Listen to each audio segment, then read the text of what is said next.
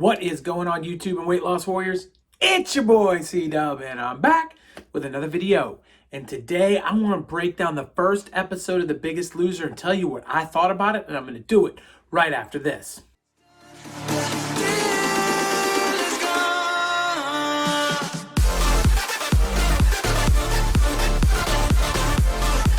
What is happening? My name is C-Dub, and if you're new to this channel, I lost 125 pounds eating just one meal a day, or OMAD. Welcome. I started this channel to hook you up with tips, tricks, knowledge, and ideas that I've learned along the way in my journey to help you out on yours. To my weight loss warriors, my subscribers, my people that come here day in and day out and check out this channel, thank you so much. This thing could not be done without you. I appreciate each and every one of you, and today's topic is The Biggest Loser, so let's hop right into it. And if you guys didn't know, The Biggest Loser rebooted their TV show, and it started Tuesday night. I did a live stream, and I covered the whole thing over about an hour and a half, and I realized I'm probably not going to go that route in the future for multiple reasons, one of which being that it's very difficult to carry on conversations, on the internet and listen to the show at the same time. That's a little bit out of whack.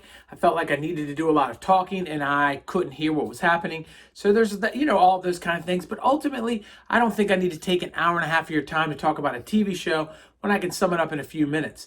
On the other side of that, I feel like our Q&As do very well. So give me a comment down below shouting out the Q&As because I enjoy answering questions that you guys have. I couldn't really do that while watching this TV show. So I did want to talk about it though because I think it's hugely important and I wanted to give you my 2 cents. So this show ran, if you didn't know, for 17 seasons into the early 2000s, all the way to 2017. And it ran about 16 contestants at a time. They all went out there and competed to see who could win the show. The winner got money. The problem is, right towards the end, the publicity for the show started going in the wrong direction because they did a study, and the study showed that almost every one of these contestants had gained their weight back, and that is a huge problem. And then they showed that their metabolism was messed up, that their leptin levels were messed up, and they had all these kind of physical issues from losing the weight the way the show had them do it. And so a lot of people gave it some negative publicity, and the show kind of shut itself down. Then the guy that's now hosting was a trainer, Bob Harper, had a heart attack. And I think that, him coming back and all of that stuff, they decided to reboot the show with 2 new trainers and to move Bob from a trainer's role where there was some negative publicity to more of a host's role. So I thought for a second when the show first got announced, I said, oh, this is a bad idea. They're not treating these people right. They didn't do it right. We should cut this thing off. And then I thought about it and I said, well, maybe they have a different idea with this show. Maybe they're going to go in a different direction. And there were a lot of things that I felt in the beginning of the first season or the first 17 seasons was wrong that I thought that they had an opportunity to fix. And I looked into the 2 trainers they got and I thought both of them were pretty okay. So maybe I'd give the show a shot. And I will continue to cover each week with about a 5-minute video after the show is over, starting next Tuesday night. But I wanted to make sure you guys knew that my problems with the show back then kind of trickled over to now for the most part.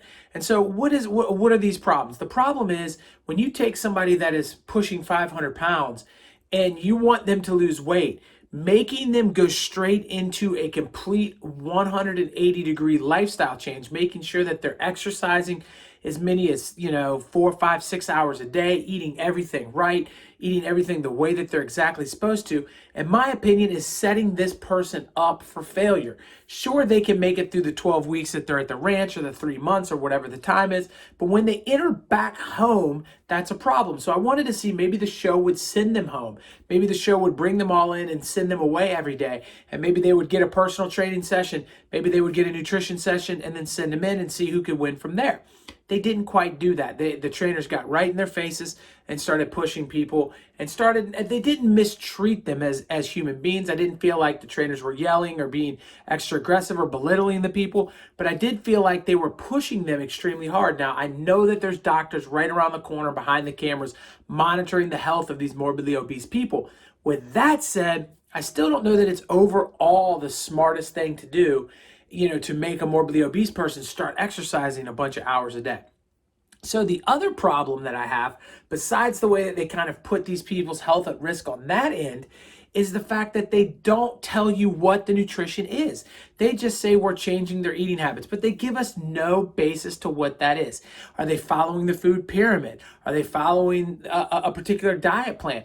Are each one of them being individually treated separately from the other ones? And that is something that I think all of us want to know.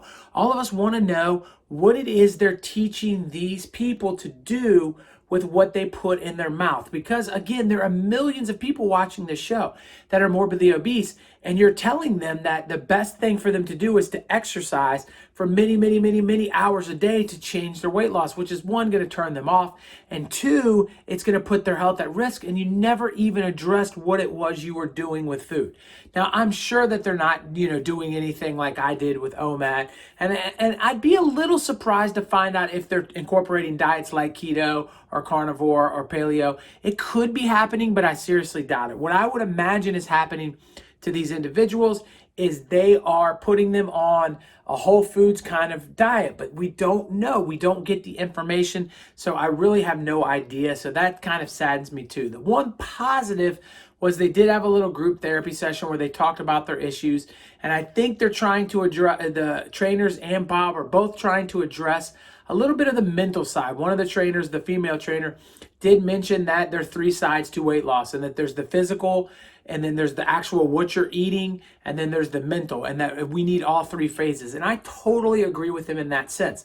But I do also think that if you take care of what you're eating first, then you start to gain the mental things you need, and that will allow you to pick up the physical things. Because in my personal opinion, the hardest part of weight loss, and the reason 98% of the people fail, is not the losing of the weight, but it's the physical activity that requires you to stay in maintenance. The ability to find something that you love and continue to do it and exercise day in and day out is the difference in a lot of cases between the 98 and the 2%.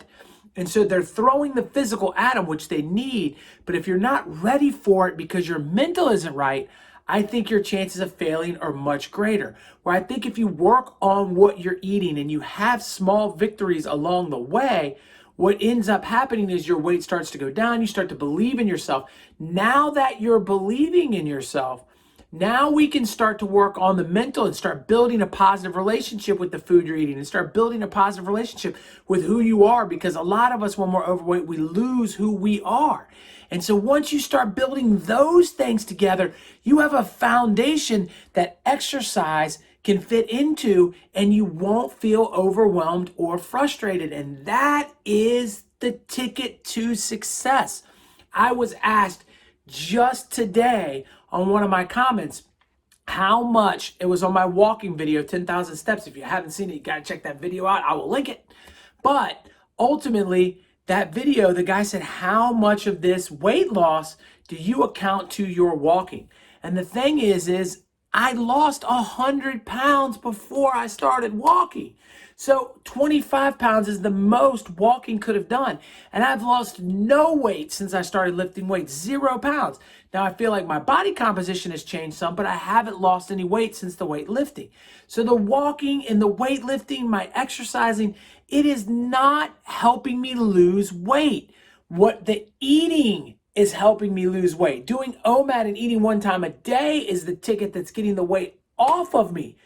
But what is keeping the weight off of me is my physical activity. What is keeping me sharp and in the game is my mental activity. What is keeping me alive and well and kicking right now in this weight loss journey is all three of them working in a cohesive unit. It is very much a synergistic thing here. It is not 1 + 1 + 1 = 3 in this situation. It's 1 + 1 + 1 = 6 or 10. It's a huge gain when you take all three things and you put them together. And I think that the show got that part of it right. But how do they get that message to these people when they walk out of the ranch? What are they doing? Are they going to send these contestants home with a personal trainer for 3 years? Are they going to send them home with a nutritionist for 3 years? Are they going to send them home maybe even with a psychologist for 3 years? If they're able to do that, these 12 contestants have a fighting chance at keeping the weight off and doing the right thing. Of course, I am 100% behind every one of them on the show. I empathize with them, and I hope that each and every one of them changes their life. But that is the key, my friends. That is the key that you're going to hear from me right here on this channel right now is you have to change your life. It starts in one area, but you have to change it all if you're going to make it. So I hope you enjoyed this video. My original thoughts on the reboot of The Biggest Loser will be right here. You can check that out. And right over here is my face. Click on that bad boy and subscribe to this channel because the information that I'm giving you is priceless, but it is free to click on that tab. I'll talk to you on the next one. Peace.